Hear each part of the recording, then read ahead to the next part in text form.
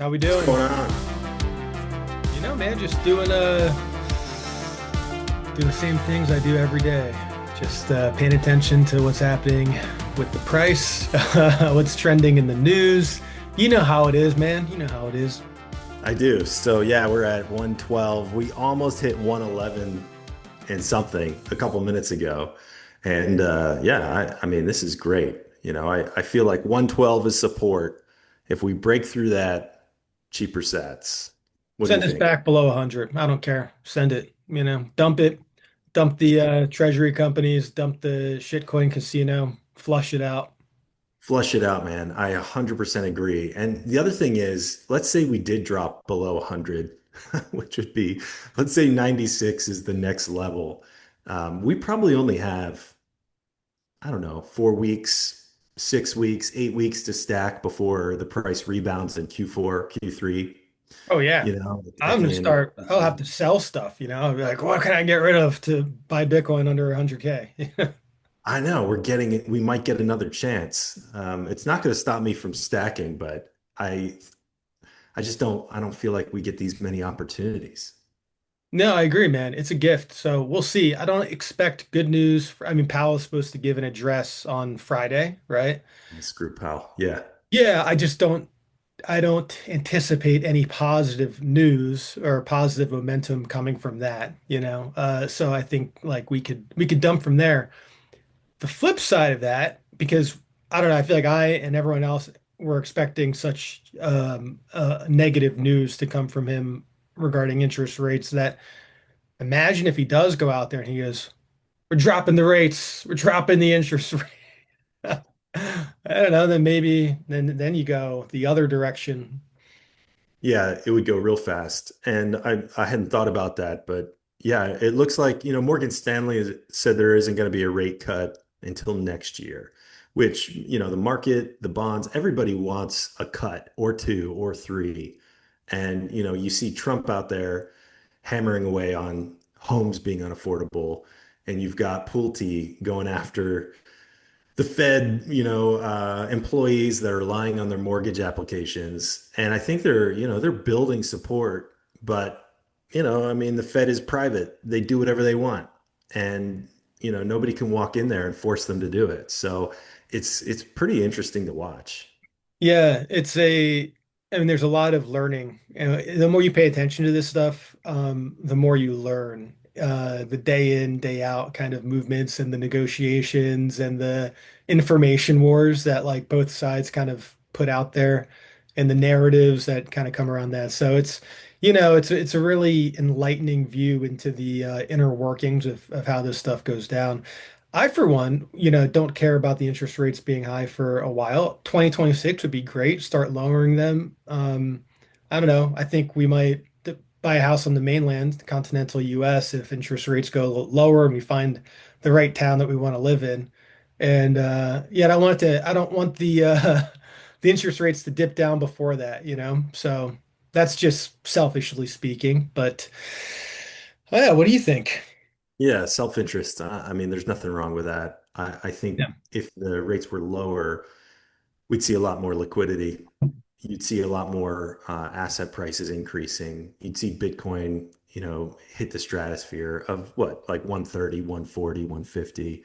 And I think everyone would be anticipating that number continue to go up. But at the end of the day, most young people are priced out of home ownership. Yeah. I saw something that said there are more people over 70 that are buying homes than there are under 35. And that's not the world that we want to live in. Like, I think having a Bitcoin is more important than having a home.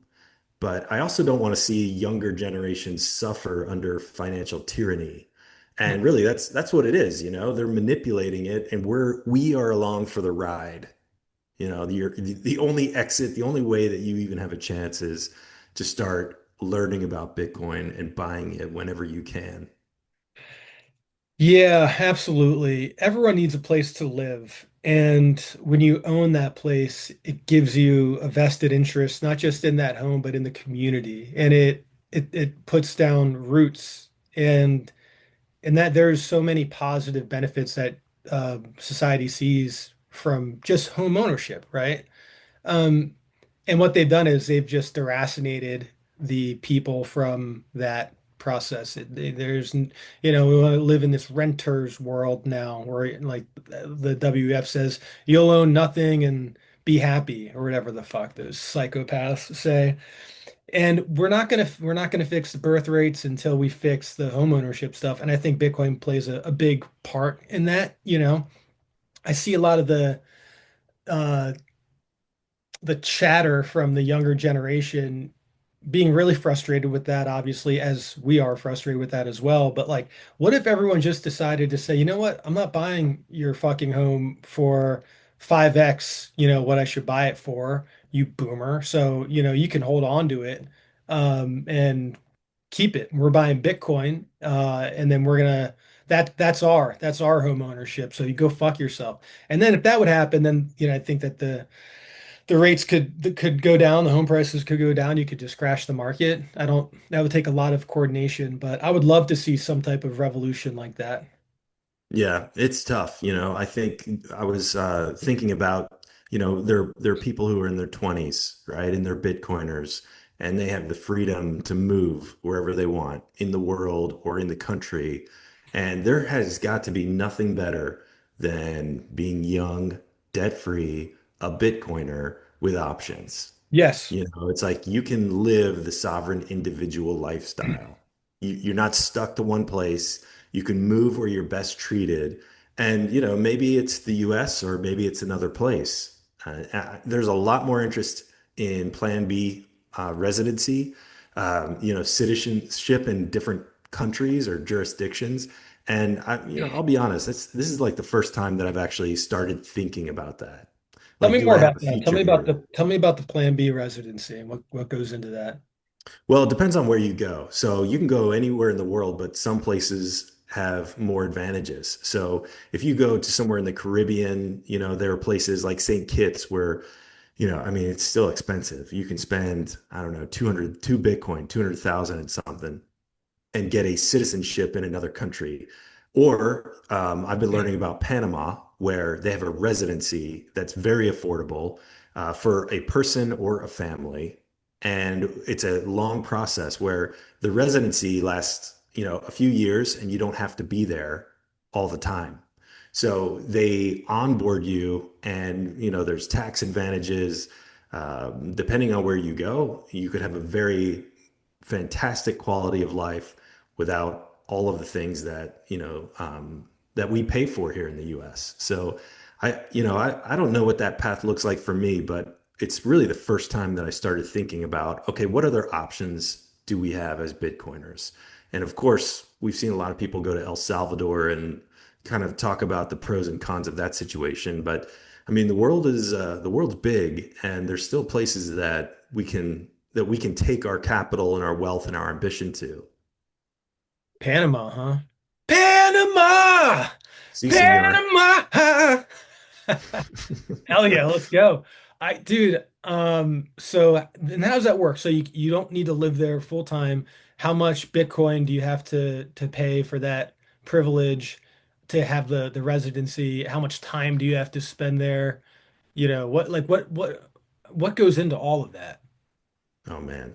All right. That's a big Well, question. I know, I'm sorry. it Dude, is. I don't know if you don't It, have answers, that's okay. I'm just really curious. no, it all depends on what you want to do. So, I mean, I can tell you the best resource is the Bitcoin way. That's what they do. Nice. They do Okay. Plan Yeah. B.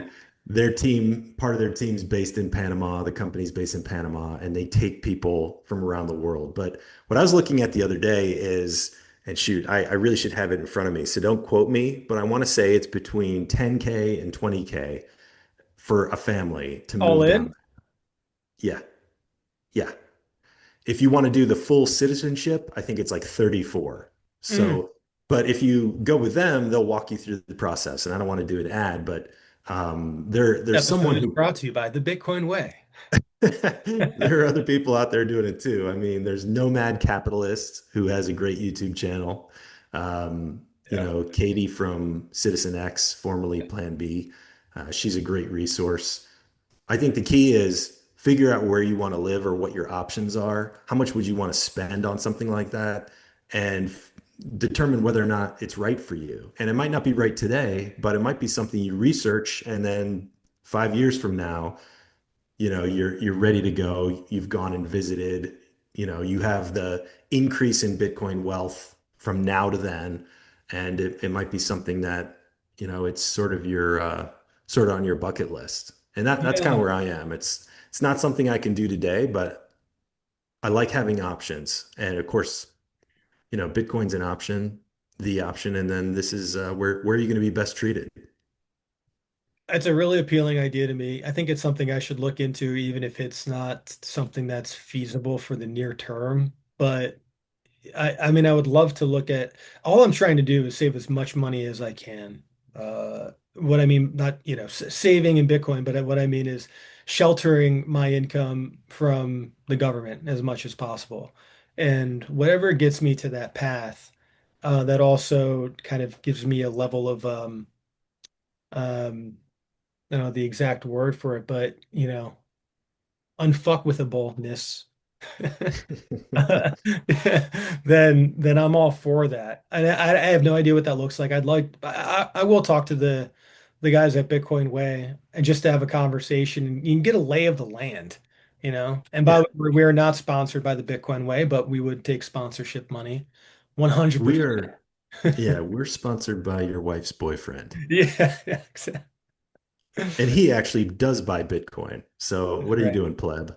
Yeah. Get out there and start stacking. Yeah. But yeah, man, I don't know. I think it's exciting. The price dips in Bitcoin are temporary. Just because the price goes down in dollar terms doesn't mean you have to worry or panic. Like this is when you buy. What's interesting, how I have been thinking about the price lately is that I don't know how many months ago it was. When's the last time we were below 100K? Oh, I think our 200-day moving average has been above 100. April, So, April of 2025, right? Something like that. Well, anyway, I think of it like we have friends in the neighborhood, good friends of ours that we actually knew before we moved into the neighborhood. And every now and then we'll do like Pauhana stuff at their house, like happy hour. Pauhana. It's Hawaiian for I happy have hour. no idea what that is. And end of the week, and they've got two awesome children, two girls, they're like 13 and 12 or something, maybe a little bit older, but they have this business that they do these like flower weavings. It's like Hawaiian flower weaving, using different materials that are, like not flower based. Um, and I mean they're really beautiful and they're handcrafted and a lot of work goes into it. So I bought two from them, and I paid them $100 equivalent of Bitcoin.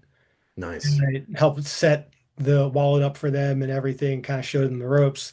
And so I just that was probably at like 97,000, and I remember it being like below 100 and telling them I'm like, all right, just wait and look at this, once a month or whenever you think of it, every other month, and just kind of see over the years how it grows and don't even pay attention to it. So when I think about that, like I was really bullish even in the 90,000s and where it's going. And I yeah, even if they were to look at it today, they'd be like, holy cow, like it still went up a good amount. Like the fact is that it's growth. Oh yeah. Yeah, dude. I mean, They might look at it one day and it's going to be $50, but that's nah. I mean, I don't think we're going down to the 50s, but 80 maybe, $80, $90, I don't know. Bitcoin, in my opinion, is just too big. It's too well known. And there are enough people out there who are watching it who are going to say, all right, this is our time to get in. And I don't think that as much as I would like to stack at 58K again, I personally, I feel like those days are gone. And my mindset ever since last November, when we rocketed from like, what was it, 60 to 90 or something, was just like whatever dollar you're not spending on essentials goes into Bitcoin, Hmm. and I just feel like we get so hung up on the daily price, we forget about the rest of our lives. And it's really, you got to tune out, find something else to do, like start a Bitcoin podcast. That's right. That's right. But it is good to like pay attention to different things too. Like listen, like so I posted something yesterday about there's nothing a few beers and Freebird in the shower can't fix. And I'm like, yeah, because man, if I have a hard day, just fucking rip a few beers in the shower and just jam out to Freebird and I walk out, I'm a new man. And someone responded back and they were like, you actually listen to music still? Like I don't even listen every time everything I work out, I'm listening to like MicroStrategy earnings calls and, all that. And I'm like, you know what? It's funny because like there was a time when I was in that phase, where it was Mhm. like everything that I was consuming was like Bitcoin related. And I mean, now professionally, what I do is Bitcoin, right? And so I'm always paying attention to it. But you've got to have these. I mean, Bitcoin is honestly a means to an end. Yeah. It's not the end in itself. It's a way to lead a better life. It's a way to, take care of your family, and it should, in time, give you freedom to do the things that you actually love. The things that I mean, you shouldn't love the money. And at a certain point, it's going to be really cringe to talk about Bitcoin because it's just going to be like a bunch of people sitting around talking about money. And that's not too interesting. Like it's not culturally enriching or interesting. And the thing is, we want to get away from that. We want to kind of get away from the financialization of culture and society. And in a really interesting way, Bitcoin helps us do that. So I think like on an individual level, you've got to be like, especially when you're really going through it and like you're like, man, all I want to do is listen to Bitcoin content and podcasts and earnings calls and all that. You've got to like Right. separate yourself from it a little bit. Fucking have a few beers, listen to Freebird, listen to some music, discover some new music. And because I think in the end, that's what it's really all about. Yeah, that's well said. I'll admit that Bitcoin has been an idol in my life Yeah. more than one time. No, me And too. I had to work. And I think for, there are probably a lot of people who will say, Bitcoin taught me so much more than just money. I learned history. I did learn finance. I learned how economics worked. I learned how free markets. I mean, Yes. Bitcoin teaches you you know, philosophy, psychology. I mean, there's so many different subjects that, it kind of rewrites the way that we were taught. So I understand when it's the only thing you want to talk about. I mean, I get it. And I think like what you said, you have to be able to enjoy life. I mean, music is great. I love music. Yeah. I like reading novels. I like reading Yes. thrillers, Have stuff to. that takes me completely out of the Bitcoin world. And I think, and sometimes you have to force yourself to do it. Um, Absolutely. I mean, especially after spending a day on Twitter, and just doing this like shallow work kind of stuff where you're just like next tweet, this next engagement, whatever. And then your brain just becomes rewired through that process. And I find after a long day of being hyper connected on Twitter, or wherever, and when I go to read in bed, man, it takes me 10 minutes to read that first page to like, oh my gosh, like I wasn't even taking that information in. Like my mind is somewhere completely else. But then after, a few pages and a chapter and then another chapter, it's like your mind completely transforms and relaxes. And I mean, it's such a benefit to simply the act of reading. Not even the content, right? Not even like how it's enriching your life and like the information that you're learning, but just that you're slowing down to read words and then you're building this universe, right? Like if you're reading fiction, then you're actually just unconsciously or subconsciously like building this creative universe of what that looks like. And I just don't understand how people don't read like that, because it's such a gift. that's good, man. I agree. It does take time to wind down after the dopamine fix. I'll Yeah. be thinking of memes while I'm trying to concentrate on something. That's That's my actually problem right there. that's You actually know, the strangest thing too, though, that I find is like, and I'm trying to get in the habit of instead of like picking up my phone to like look at Twitter, like I want to pick up like my book and just read a page. Because I find like at the end of the day, or any times throughout the day, which I have not done that yet, but eventually I'm going to get there. Uh, like when I'm reading, then all these different ideas come into me. Like they just that I have forgotten about or just kind of surface, and I put the book down and I write it down. And I'm going to deal with that later, but that's like I put it in my calendar. But it's crazy. It's like when you relax your mind, you remember all the important things or the interesting things. It gets the creative juices flowing, and yeah, I don't know. I thought that was pretty interesting. Like it happens all the time to me, but never when I'm scrolling through Twitter, I never think of those things. Like I'm Mhm. just in a different consumption black hole, and it makes me feel fucking sick, dude. I hate that feeling. Yeah, you're consuming. And then it's like get out of consumer mindset, get into the creator mindset. Right. And who are you helping really? I mean, when you're consuming, you're helping fucking Elon Musk, like you're just It's a this good point. girl. I'm reading a book about transhumanism right now, actually, which is not light reading before bed. But it's like, man, the world that is coming with augmented reality, replacing probably a lot of things, and AI being these sages that we go to for advice that's treated as 100% fact, and how the algorithm determines what we do next. Like, I want to get far away from that. Our future children, I don't want them to have anything to do with that. It's hard because they're like, is it even doable to not live that life? But I come back to Bitcoin. I'm like, Bitcoin is that escape hatch. Bitcoin is the thing that gives you the ability to be like, you know what? No, I'm actually just going to be a retard, live on my hundreds of acres of land, just retard out. I'm not going to I don't need the augmented reality or the algorithm or any of this bullshit. I'm hanging by the stream, drinking a Coors Light and playing on my fucking banjo. Dude, totally analog. I love it. Totally analog. Yeah. All right, man. Let's buy All some right. Bitcoin. I'm on one today. No, it's good, man. It's a good rant. All right, I'm gonna buy 21 bucks on strike. All right. 21. 21 it is on River for me.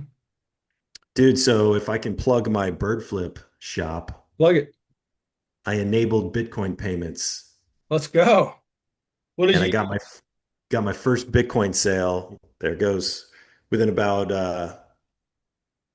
20 minutes. Nice, man.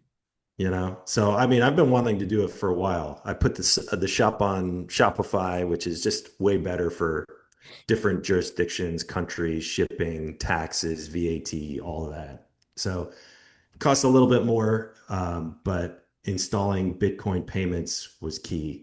And Are you it's using like funny, Eventbrite or anything or what? Like what do you well, use? so there are a couple that are offered through there. One was OpenNode, and I was looking at Hmm. doing that, getting them all my business info. And then I realized, and then I got approved by Strike today. Nice. You can do a business account. But there's no way to incorporate Strike into Shopify to my knowledge. And they have this manual payment method there on that platform on Shopify. And so I just kind of went through the steps and I'm like, oh shit, I can put my own Bitcoin address in here and it works.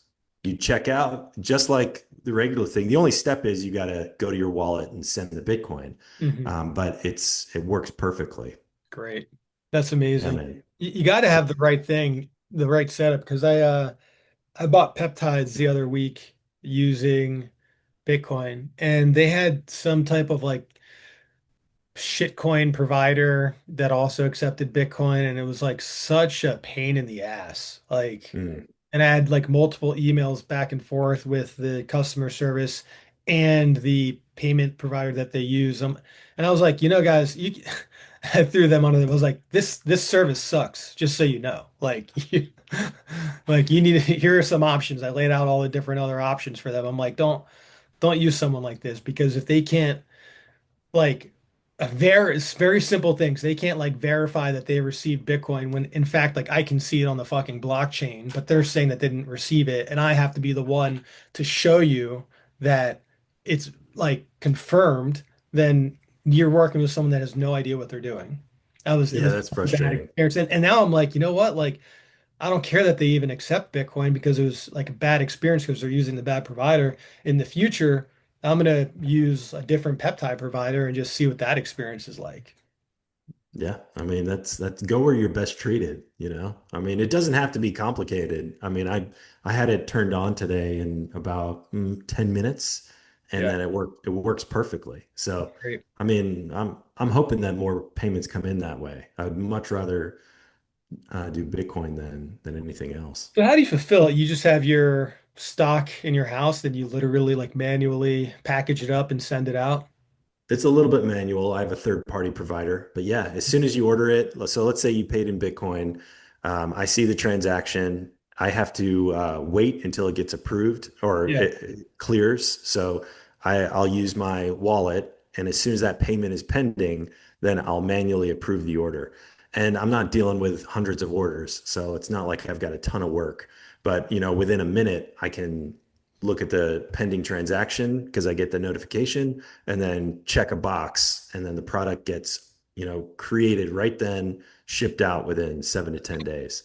Nice. So I mean it doesn't get made till you order it, so it does take longer than other stores, but this way I'm not making 10,000 hats and leaving them in my Yeah, garage. that's the fulfillment aspect is like I had this idea and I built a brand, everything, like a supplement brand called Calibrate. Nice. And it's like a natural alternative to a painkiller. And so you've got Mm, like yeah, just general like kratom is in there, which makes you feel a little like an opioid effect, but then mm, frankincense and L-theanine, some other stuff. But I realized I'm like, man, like it would be a bitch to be able to have to ship all those orders out from Hawaii and like just do it from my home. So I was like looking at other fulfillment centers and they're so expensive. yeah. Like Yeah. You have to have the scale. I would have had to, I mean, I would have had to price the bottles at like 150 to 200, which is like just to make a slight profit, which is like crazy. And then I just sort of let it go, you know. Yeah. But I love the idea of just having a brand, whether it's supplements or clothing brand, apparel, and yeah, just getting the hands-on experience with that. And eventually you'll get to a point, hopefully, where you're fucking shipping so many orders that you have to use a fulfillment center to do everything. And you just Hmm. totally forget about it and you just focus on the creative aspect. Yeah, I'm not anywhere near close to Or that. get your kids, get your kids to do it, There you go. Yeah, I've talked to them a little about. Yeah, it's like the whole middle finger Yeah. squeamish thing is sort of frowned upon. But I Such mean, a it is rebel what in it the is. household. Yeah, they have some. They do have some bird flip gear. Nice, man. Nice. Cool, Cool. dude. Well, Uh, I don't know. Nothing else for me. Anything else you want to talk through? no, man, I think this is good. I mean, goodness, I'm excited. I really hope we do get a decent price dump here, and we can stack some cheaper sats. That's the name of the game. The word's out. Everybody knows about Bitcoin. Yep. Yep. So I'm the gonna, race is on. yeah, I mean, I think about like Bo Hines joining Tether and that whole thing, and it's like Tether really needs Bitcoin to succeed, and not that Tether's good, but there's I think probably a little bit of collusion going on, and Yeah, uh, dude. I don't think I don't love that either. we're past the days where Bitcoin would ever fail, I guess is what I'm trying to say. Oh yeah, absolutely. I think the battle now is get people, buying Bitcoin and not the ETF, Yeah. not the MicroStrategies. Let all those guys do whatever they want, right? Don't swim in someone else's pool. Like Hmm. if you're not an insider, your best option is Bitcoin self-custody, run a node, run a solo miner, mine some KYC free Bitcoin at home, Amen, brother. and then yeah, live your life. That's Do right. whatever your hobbies are. That's right. Well said. All right, dude. Well, until next time. All right, man. All Have a right. good one. You too. Peace. See ya.